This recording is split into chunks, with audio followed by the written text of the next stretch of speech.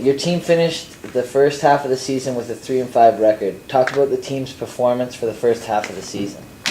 Well, it was a little up and down. We have a lot of new bodies, so getting used to each other was certainly an adjustment, and we played really well at times, and we struggled at times. Part of it was the new bodies, and part of it was also injury.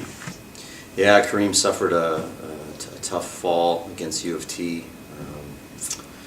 the end of January, and it really was emotionally draining and hard on the team, certainly. And we also suffered with some other guys with concussions and backs, and we just haven't been able to get to a full rotation of what we want, so that's really hurt us and been a big challenge and forced some of the other guys to step up.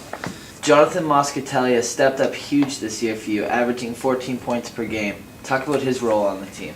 Well, John's a scorer, and he needs to score for us consistently and be a big threat, and teams are starting to really focus on him. But we're certainly going to need him to maintain the level of play and even take it a little bit higher in the new year. You've played mostly against East Division opponents so far. Talk a little bit about some of the top teams you'll be facing in the new year from the West Division. Well, the OUA West is by far, I think, the toughest league in Canada. Top to bottom, there's not a weak team. Every game's going to come down to the last 5 minutes. Certainly, as far as the interlock went, Windsor, Laurier, and Lakehead have done an outstanding job and put themselves in a good position. And unfortunately, we're in a tough spot, so we're going to be climbing up the ladder. But there's not going to be one weak team that we play. Every game is going to be a real tough test for us and a real grind. Who are some of the players that you see building the team around, not just this year, but also in the future?